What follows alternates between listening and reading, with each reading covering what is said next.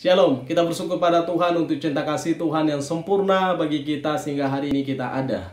Dan kita belajar firman Tuhan, mari kita berdoa. Terima kasih Tuhan untuk pekerjaan tangan-Mu memelihara menjaga kami, sehingga kami ada dan boleh hidup di dalam anugerah Tuhan yang sempurna. Tuntun kami, pelihara kami, untuk kami hidup menyukakan hati Tuhan. Dalam nama Yesus kami berdoa. Amin. Bagian firman Tuhan yang akan menjadi perhatian kita dari Amsal pasal 19 ayat yang ke-17. Di sana dikatakan, siapa menaruh belas kasihan kepada orang yang lemah, memiutangi Tuhan yang akan membalas perbuatannya itu. Menarik bahwa perbuatan-perbuatan yang dikerjakan oleh kita atas nama Tuhan adalah sesuatu yang penting.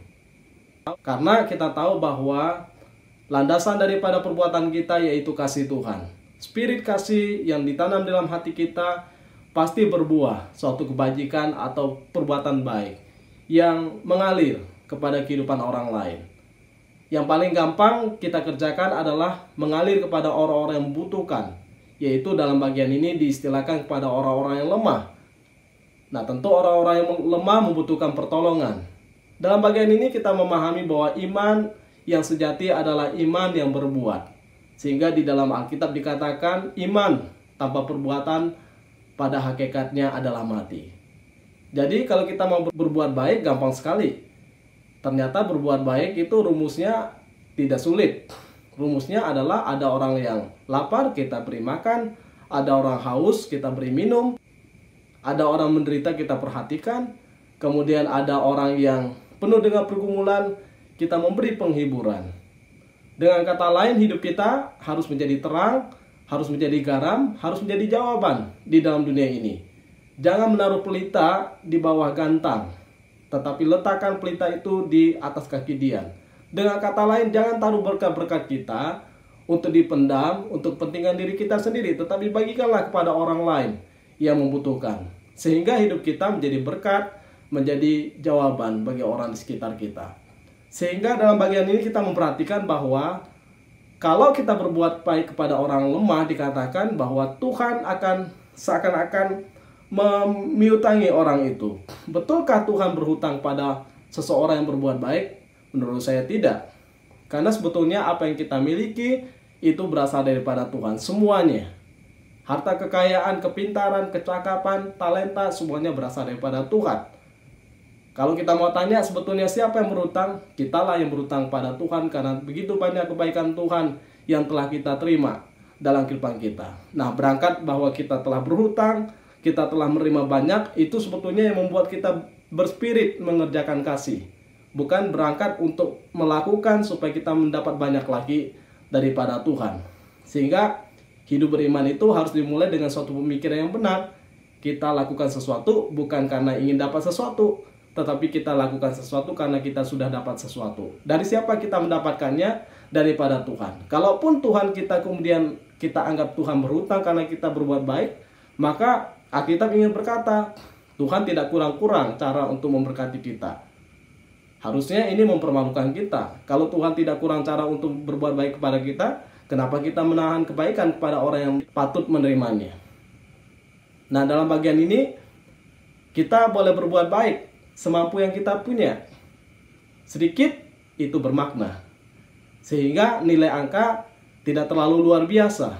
Tetapi bagaimana berbuat baik dengan cinta, dengan rasa, dengan makna, dengan kepedulian di sana, itu membuat sesuatu menjadi penuh makna.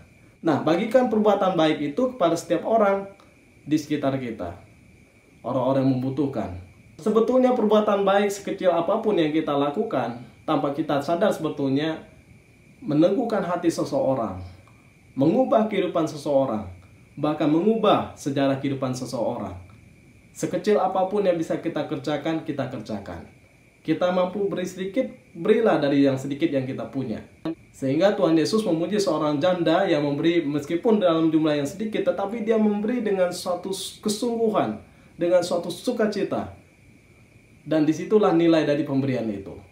Jadi nilai dari pemberian yang kita berikan adalah bukan hanya sekedar dari banyaknya, tetapi dari sukacita memberi dengan sepenuhnya.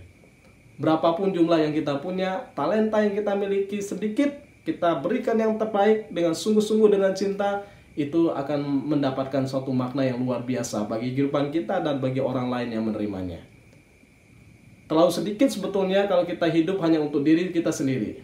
Tetapi menjadi kaya kalau kita boleh berbagi kepada orang lain. Nah, sebetulnya orang yang kaya adalah bukan orang yang punya segalanya, tetapi orang yang punya, meskipun tidak punya segalanya, orang yang punya dan rela berbagi kepada orang di sekitarnya. Nah, dalam bagian ini kita menemukan bagaimana kehidupan orang-orang yang berbagi dengan hidupnya, meskipun tampaknya sederhana dan sedikit. Seperti misalnya seorang Mother Teresa, dia membagikan hidupnya kepada orang-orang di Kalkuta, India. Dia yang sudah nyaman berada di biara, kemudian dia keluar untuk pergi merawat, mengobati orang-orang yang terkena kusta. Kemudian dia pergi menolong anak-anak yang dikatakan sebagai anak yang miskin, yang tidak mampu untuk mengenyam pendidikan, dan kemudian mereka tidak pernah mengenal angka. Sehingga Mother Teresa diberi hikmat oleh Tuhan untuk menggunakan ranting sebagai ballpoint untuk ia bisa menulis sesuatu. Kemudian menggunakan tanah sebagai buku untuk menulis sesuatu. Dengan kata lain bahwa apakah hal yang kita lakukan, perbuatan baik itu harus mewah? Tidak. Sesederhana yang bisa kita kerjakan, mari kita lakukan. Karena sebetulnya apa yang kita lakukan dengan nama Tuhan, itu sungguh mendatangkan sukacita bagi orang yang menerimanya. Apa yang kita kerjakan tidak pernah menjadi sesuatu yang sia-sia. Dan ada suatu saat kita akan menikmati dari apa yang kita kerjakan. Sehingga dikatakan dalam bagian ini bahwa Tuhan akan membalas perbuatannya. Dengan kata lain bahwa tidak ada perbuatan kita yang tidak diingat oleh Tuhan. Mungkin manusia lupa dengan perbuatan baik kita. Mungkin manusia merasa remeh apa yang kita kerjakan. Tetapi ingat, Tuhan akan membalasnya. Tuhan akan mengingatnya. Tuhan akan memperhitungkannya. Dan kita bersyukur bahwa kita bisa mengerjakan dengan kekuatan, dengan kasih, dengan sukacita untuk mengerjakan bagi kemuliaan nama Tuhan. Sehingga jangan pernah menyerah, jangan pernah putus asa, kerjakanlah tugas tanggung jawab kita. Apa yang bisa kita kerjakan di dalam dunia ini, kerjakan semasa masih bisa. Jangan sampai suatu saat kita menyesal, kenapa saya tidak lakukan ini dan itu. Kita harus peka juga terhadap kebutuhan orang lain. Mungkin tetangga kita menjerit karena kelaparan, mungkin mereka menjerit karena sakit, karena kesusahan, karena penderitaan hidup. Mari kita peduli, keluar dari kehidupan kita, kemudian kita menghibur mereka. Karena terlalu luar biasa pekerjaan Tuhan yang boleh kita terima. Dan Tuhan, dikatakan Tuhan akan membalas setiap perbuatan-perbuatan yang kita kerjakan. Dan Tuhan akan mengingatnya. Dan kita bersyukur bahwa ternyata bahagia kita adalah kita boleh mengerjakan tanggung jawab kita. Bahagia kita adalah kita boleh hidup bermakna di dalam dunia. Kita berbahagia adalah karena apa? Karena Tuhan tidak abai. Dia mengingat kita. Dan tentu perbuatan yang kita kerjakan tidak akan pernah sia-sia. Mari kita berdoa. Tuhan, terima kasih untuk cinta kasih-Mu, mengingatkan kami kembali bagaimana kami harus keluar dari diri kami, berbuat baik kepada orang di sekitar kami. Sebagaimana Tuhan, Engkau begitu kaya, bermurah hati, dan memberi begitu banyak berkat. Dan kami bersyukur, sebagai ucapan syukur kami harus pergi berbagi kepada orang di sekitar kami, supaya sukacita yang boleh kami terima di dalam Tuhan mengalir kepada orang-orang yang membutuhkan. Dalam nama Yesus kami berdoa. Amin.